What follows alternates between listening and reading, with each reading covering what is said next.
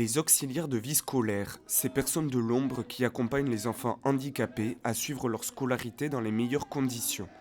Et pourtant, les AVS font face à des suppressions de postes. Sur le département, il y a plus de 200 AVS qui se sont fait virer comme des malpropres, utilisés comme des Kleenex et après virés voilà, à la poubelle parce qu'il n'y a pas d'argent pour titulariser les AVS alors que le Premier ministre avait fait une annonce très très belle qu'on allait tous être titularisés. Les plus affectés sont les AVS sous contrat de droit privé, les contrats uniques d'insertion, ciblés pour les chômeurs. Sur 1000 AVS en Haute-Garonne, 600 travaillent sous ce contrat. On était des gens qui étaient au chômage avant, au bout de 2 ans, donc on a des situations sociales très difficiles. Et là, on nous renvoie à Pôle sans emploi avec 500 euros par mois. Bon, c'est inhumain.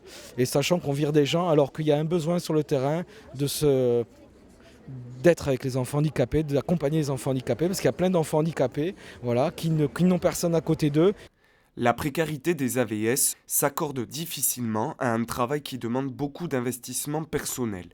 Selon les AVS en colère, il devient plus difficile de soutenir les enfants handicapés dans ces conditions. Quand on a entamé un travail avec un enfant, c'est un travail qui met du temps à s'installer, c'est des relations qui sont parfois longues à s'instaurer et quand du jour au lendemain on change d'accompagnant, ça peut être très très perturbant pour l'enfant accompagné. Des enfants en difficulté qui auront besoin d'accompagnants, ça existera toute la vie et il faut trouver des solutions pour qu'à long terme les choses changent.